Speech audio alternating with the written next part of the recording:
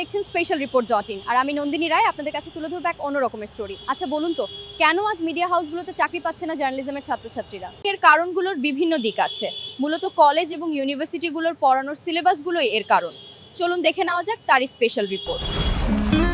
বর্তমানে সাংবাদিকতা নিয়ে পড়াশোনায় অনীহা আসছে ছাত্রছাত্রীদের মধ্যে, কারণ চাকরি নেই সাংবাদিকতার পেশায়। এর সঙ্গে গোদের ওপর বিস্ফোরা হয়ে দাঁড়িয়েছে এআইকে ঘিরে।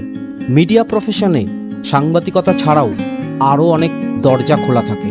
Graphic design, motion graphics, video edit, animation, voice over, audio edit, anchoring, camera, ডেস্কের কাজ, স্ক্রিপ্ট লেখা থেকে শুরু করে নানান কাজ।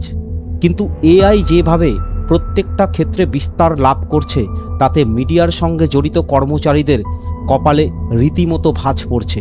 একটা সময় মিডিয়াগুলোতে চাকরি হারাতে পারেন অনেক মানুষ শুধুমাত্র আর্টিফিশিয়াল ইন্টেলিজেন্সের থাবাতে। মোটামুটি সব মিডিয়াতে এখন এআই এর সাহায্যে অ্যাঙ্কারিং থেকে শুরু করে গ্রাফিক্স এডিট সবই করে নেওয়া হয়।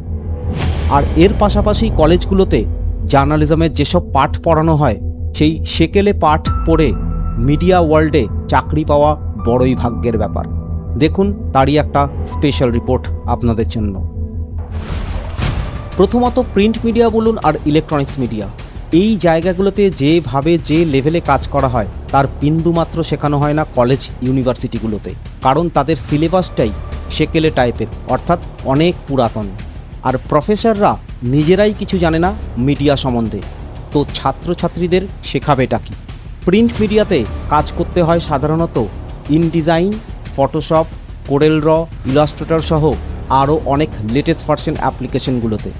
সেই জায়গায় দাঁড়িয়ে কলেজে শেখানো হয় ওল্ড ভার্সন মানদাতা আমলের পেজ মেকার, ফটোশপ 7, পুরানো কোয়ার্ক এক্সপ্রেস, এই সব অ্যাপ্লিকেশনগুলোতে। সুতরাং বুঝতেই পারছেন কারণটা কোথায়।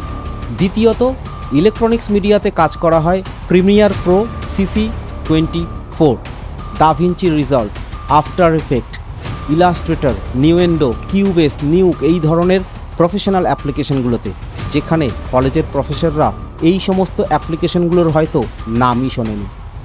এআই এর সাহায্যে বর্তমানে মিডিয়াগুলোতে অ্যাঙ্কারিং, ভয়েস ওভার, স্টোরি লেখা, গ্রাফিক্স, অ্যানিমেশন সবই করছে। যেমন 11 ল্যাব, এই প্রফেশনাল ওয়েবসাইটের সাহায্যে অসাধারণ ভয়েস ওভার যেমন খুশি যেমনভাবে দেওয়া যায়, তা হয়তো কলেজের প্রফেসররা জানেনই না। রেগুলার প্র্যাকটিক্যাল অ্যাপ্লিকেশনগুলোই ঠিকমতো শেখানো হয় না, এআই তো দূরের কথা। তৃতীয়ত মিডিয়া হাউসগুলোতে বাংলা লিখতে হয় ইনস্ক্রিপ্ট বা ইউনিকোডে, আর কলেজে শেখানো হয় ফ্রি ভার্সন ফনেটিক অবরোধে, যা প্রিন্ট মিডিয়া হাউসগুলোতে অ্যাকসেপ্টেড নয়। সুতরাং ছাত্রছাত্রীরা বর্তমান মিডিয়া হাউসগুলোতে কিসের সাহায্যে কাজ করে কিছুই শিখতে জানতে পারে না।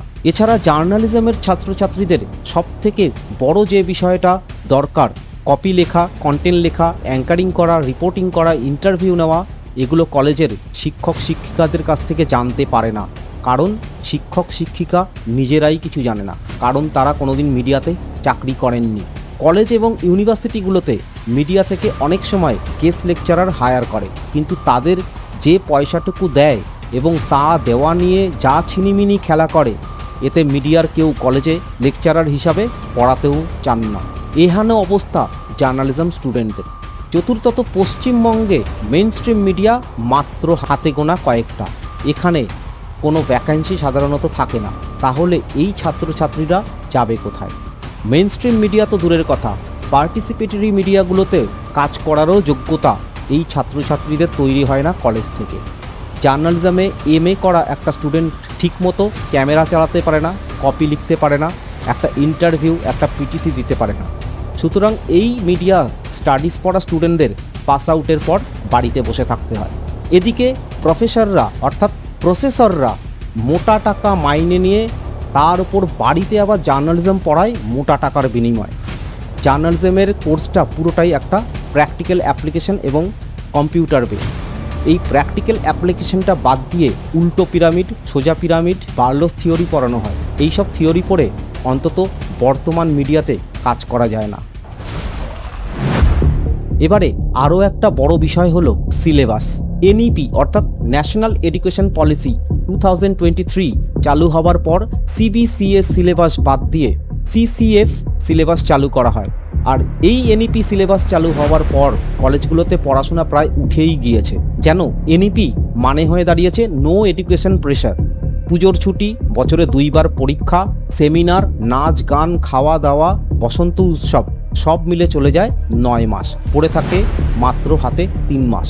এই 3 মাসেও ঠিকমতো পড়াশোনা হয় না। সুতরাং ছাত্রছাত্রীদের ভবিষ্যৎ যে এক অজানা পথের দিকে এগোচ্ছে তা নিশ্চিতভাবে বলা যায়। সরকার যদি সারা বছরে ভোটের আয়োজনে পুরোটা মগ্ন না থেকে একটু এডুকেশন দিকটা নজর দেন, তাহলে ছাত্রছাত্রীরা দেশের সঠিক উজ্জ্বল ভবিষ্যৎ হয়ে দাঁড়াবে। তো এতক্ষণ দেখলেন এক স্পেশাল রিপোর্ট। আমাদের সঙ্গে থাকুন এবং দেখতে থাকুন স্পেশাল রিপোর্ট। নমস্কার।